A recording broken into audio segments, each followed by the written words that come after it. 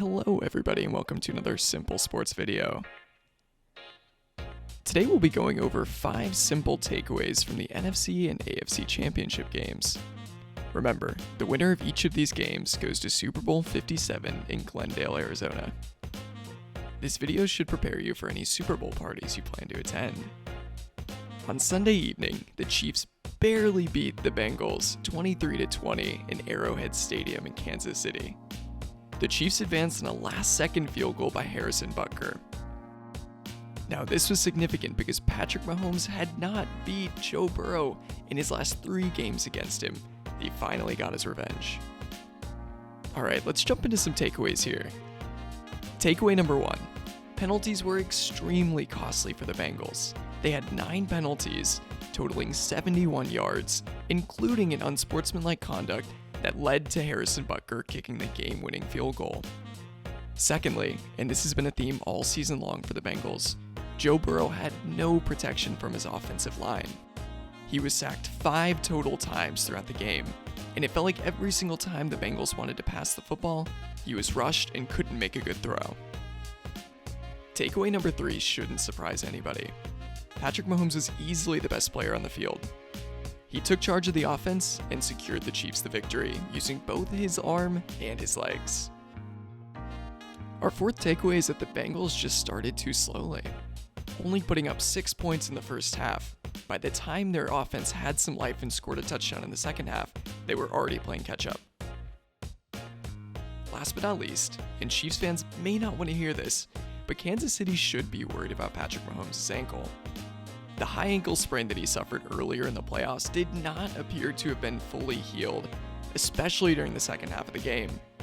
This resulted in limited mobility for Patrick Mahomes, and if they can't figure that out by the Super Bowl, they'll be in trouble. Now let's hop over to the NFC Championship game. In a stunning defeat, the Eagles took down the 49ers by a margin of 24 points, beating them 31-7.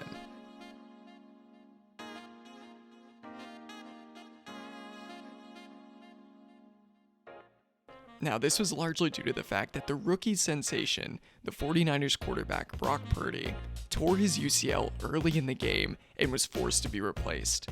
He tried to come back in later in the game but could not throw the ball effectively. The Eagles took over early on, and it was never really a close game. The Eagles are back in the Super Bowl again. The last time they were there, Super Bowl 52, they took down Tom Brady and the Patriots. Now, let's jump over to the takeaways. The first takeaway is that the 49ers quarterbacks must be cursed.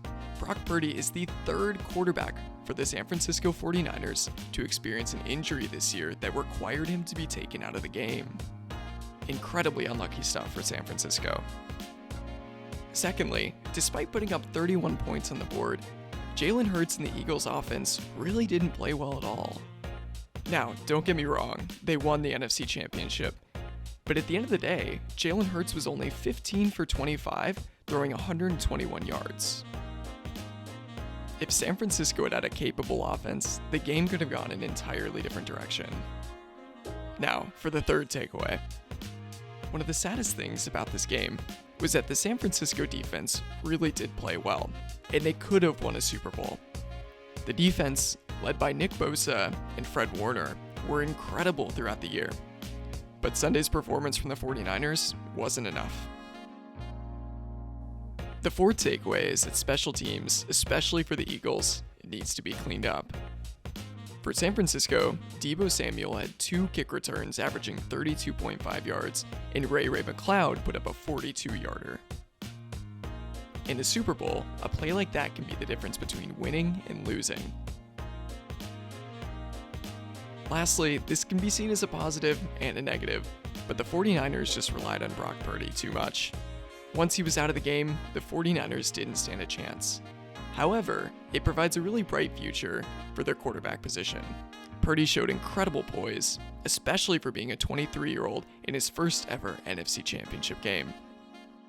That's pretty much all you need to know in summary of this past weekend's games. Hope you enjoyed the content and get excited for Super Bowl 57. Thanks so much for watching. We'll see you next time.